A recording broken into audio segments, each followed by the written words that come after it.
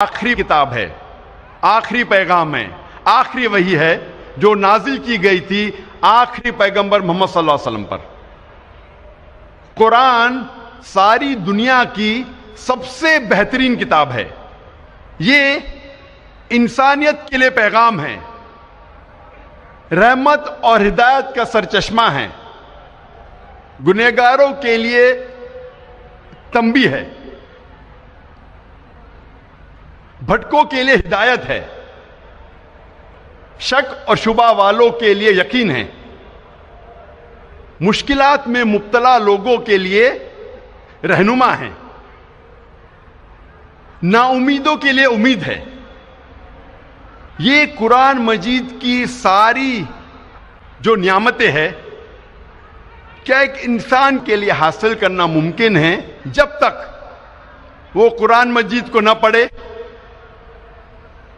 نہ سمجھے، اس کے معنی پہ تدبر نہ کرے، جب تک اسے اپنی زندگی میں عمل نہ کرے۔ یہ ساری قرآن مجید کی نعمتیں انسان کے لیے حاصل کرنا ممکن ہے صرف قرآن مجید کو پڑھنے کے بعد، اس کے معنی کو جاننے کے بعد، اس کے معنی پہ تدبر کرنے کے بعد اور اس کو اپنی زندگی میں عمل کرنے کے بعد۔ الحمدللہ ساری دنیا میں سب سے زیادہ پڑھی جانے والی کتاب ہے قرآن مجید۔ لیکن افسوس کی بات ہے کہ قرآن مجید سب سے زیادہ نہ سمجھ کے پڑھنے والی کتاب بھی ہے۔ سب سے زیادہ پڑھی جانے والی کتاب تو ہے، لیکن وہ ایک واحد کتاب ہے جو سب سے زیادہ پڑھی جاتی ہے بنا سمجھ کے۔ اور کیونکہ ہم مسلمانوں نے اکثر قرآن مجید کو سمجھ کے پڑھنا چھوڑ دیا، اسی لیے جو قرآن مجید اور مسلمانوں میں جو لگاؤ ہے وہ کم ہوتا جا رہا ہے۔ افسوس کی بات ہے کہ اگر کوئی قرآن مجید پڑھتا ہے اور اس کا دل نہیں بدلتا، اس کی زندگی میں کوئی تبدیلی نہیں آتی، یہ افسوس کی بات ہے۔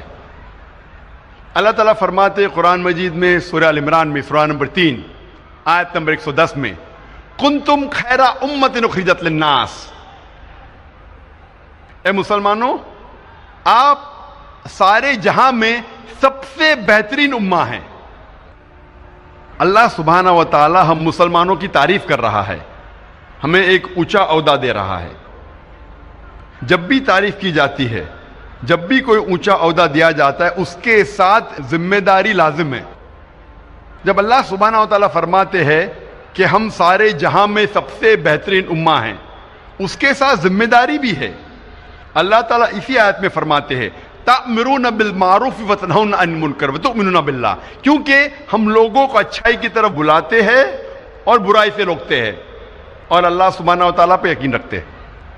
اللہ سبحانہ و تعالیٰ فرماتے ہیں کہ ہم سارے جہاں میں سب سے بہترین امہ ہیں کیونکہ ہم لوگوں کو اچھائی کی طرف بلاتے ہیں اور برائی سے روکتے ہیں۔ جب تک ہم قرآن مجید کو سمجھ کے نہیں پڑھیں گے، ہمیں کیسے پتہ لگے گا کہ کیا اچھا ہے کیا برا ہے؟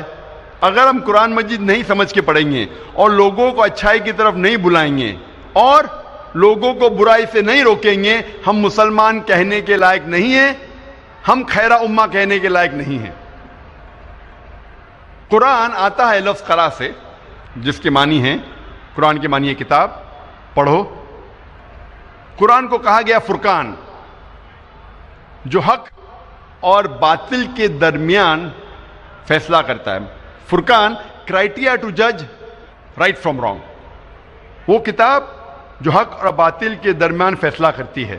جب تک ہم قرآن مجید کو سمجھ کے نہیں پڑھیں گے، ہمیں کیسے پتہ لگے گا کیا حق ہے اور کیا باطل ہے؟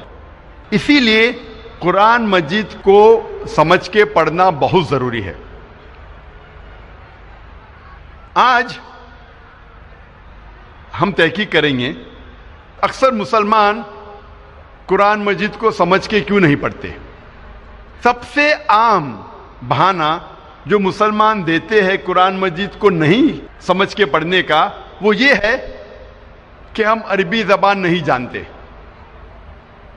آج ساری دنیا میں 700 کروڑ انسان ہیں اور تقریباً 150 کروڑ مسلمان ہیں.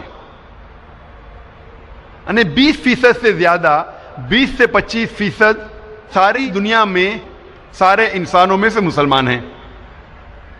اور عرب صرف مسلمانوں میں 15% ہے.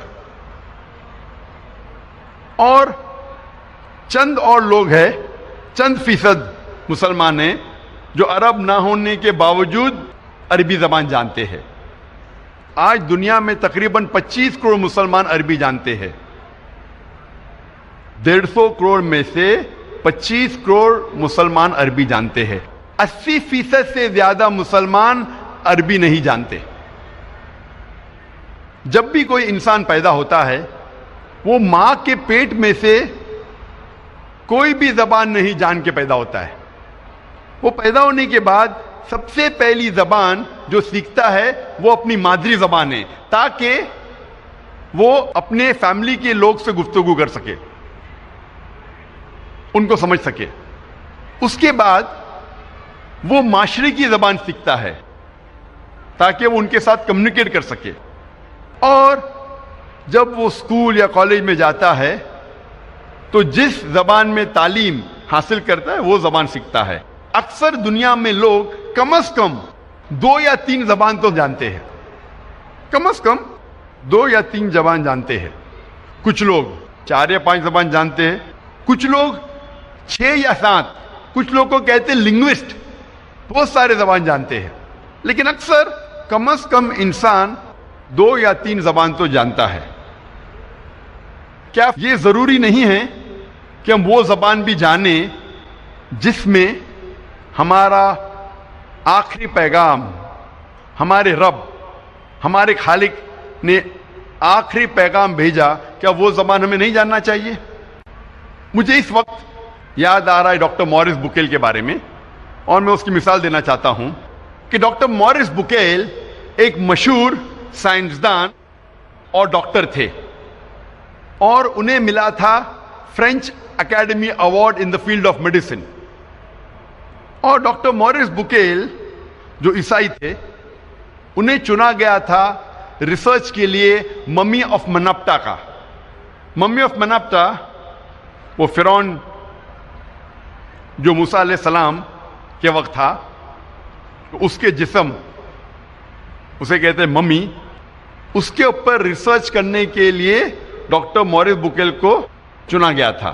اور کیونکہ ڈاکٹر موریس بکیل عیسائی تھے اور بائبل پڑھ چکے تھے، وہ جانتے تھے کہ موسیٰ علیہ السلام کا پیچھا کرتے کرتے فرعون دریا میں ڈوب گیا تھا. لیکن جب وہ سعودی عربیہ پہنچتے ہیں، وہاں ایک مسلمان انہیں کہتا ہے کہ قرآن مجید میں لکھا ہے سورہ یونس میں، سورہ نمبر 10 آیت نمبر 92 میں، کہ اللہ سبحانہ وتعالیٰ فرماتے ہیں کہ ہم فرعون کے جسم کو محفوظ رکھیں گے تاکہ وہ آنے والے لوگوں کے لیے نشانی بنے. جب موریس بکیل کو یہ پتا چلا کہ قرآن مجید 1400 سال پرانی کتاب ہے، اس میں یہ لکھا ہے کہ ہم فرعون کے جسم کو محفوظ رکھیں گے تاکہ آنے والے لوگوں کے لیے نشانی بنے، وہ چونک گئے. اور